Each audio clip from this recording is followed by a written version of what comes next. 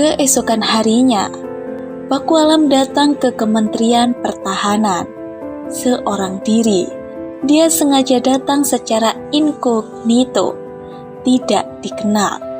1 jam sebelum jadwal yang dijanjikan, Pakualam sudah beredar di sekitar kantor Kementerian Pertahanan. Dia berbincang dengan orang-orang yang sedang beraktivitas di sekitar kantor itu. Dia ngobrol dengan seorang tukang pembersih jalan, pekerja konstruksi yang sedang memperbaiki pagar taman, dan beberapa pekerja lain. Dia juga ngobrol dengan orang-orang yang duduk-duduk di bangku taman di sekitar kantor kementerian yang awalnya dia kira sebagai pengangguran. Tapi rupanya mereka adalah pekerja yang sedang istirahat. Dari semua orang yang dia tanya, semua memberikan jawaban yang positif.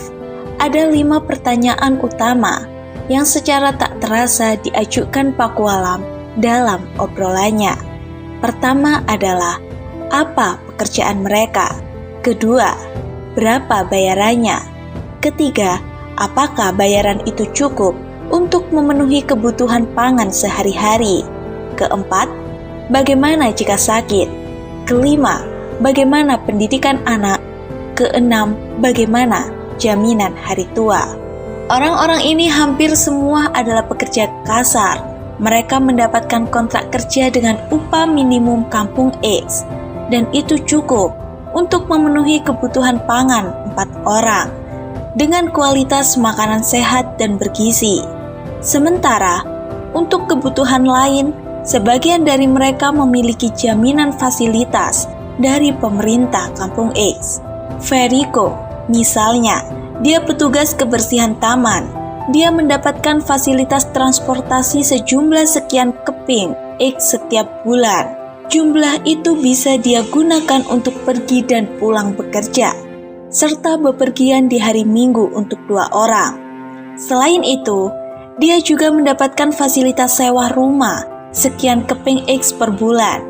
Jumlahnya cukup untuk membayar sewa rumah termasuk tagihan listrik dan tagihan air untuk pemakaian normal di rumah sederhana.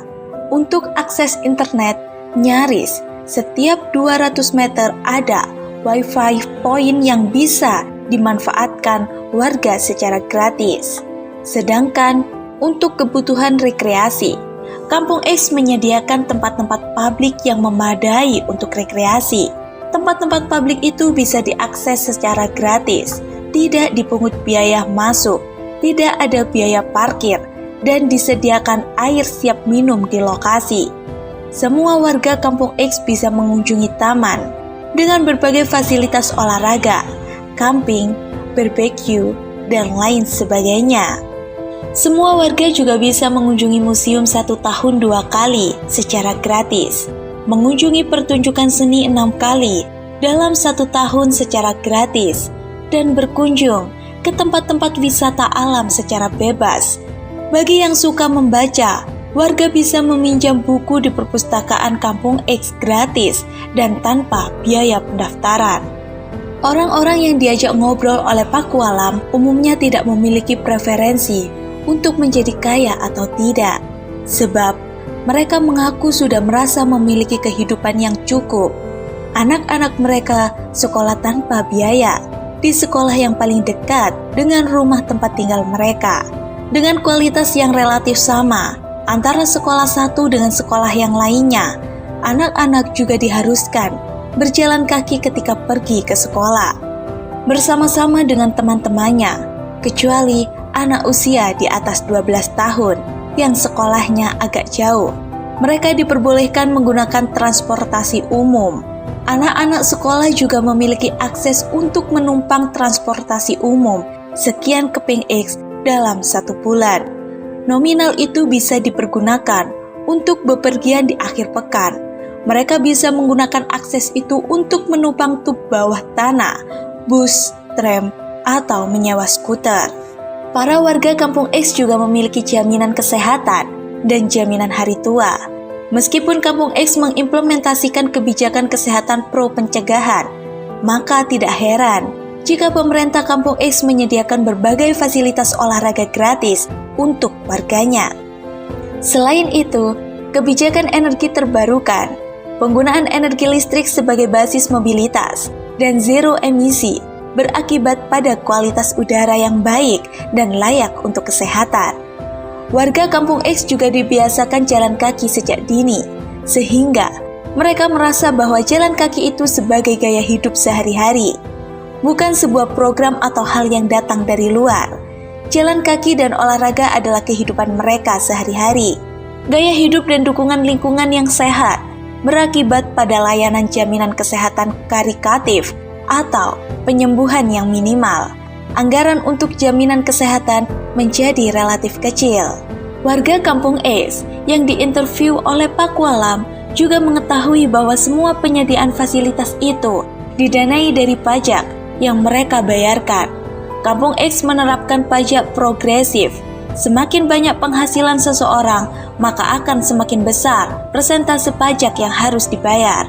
Tapi, mereka juga merasa tidak tertekan dengan rezim pajak yang demikian, sebab mereka sepenuhnya mengetahui bahwa dana itu akan kembali kepada mereka dalam bentuk layanan yang berkualitas.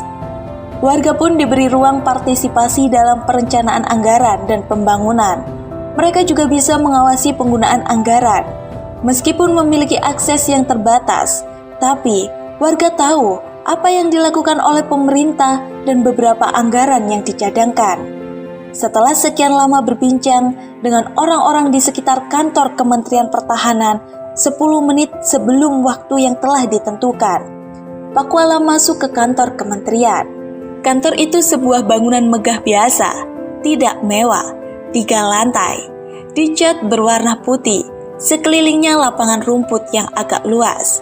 Tidak ada pagar yang memisahkan kantor itu dengan jalanan atau dengan masyarakat. Siapapun bisa bebas mendekat ke kantor itu atau duduk-duduk di lapangan rumput yang mengelilinginya. Mereka hanya tidak diperbolehkan melakukan aktivitas yang mengganggu kenyamanan umum dan kesibukan kantor kementerian. Pakualam masuk ke kantor. Seorang resepsionis perempuan menyambutnya.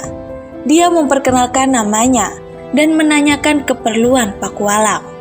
Pakualam merasa diterima layaknya tamu ke rumah seorang teman, bukan berkunjung ke kantor pemerintah. Di belakang meja resepsionis ada tulisan, "Rakyat adalah raja."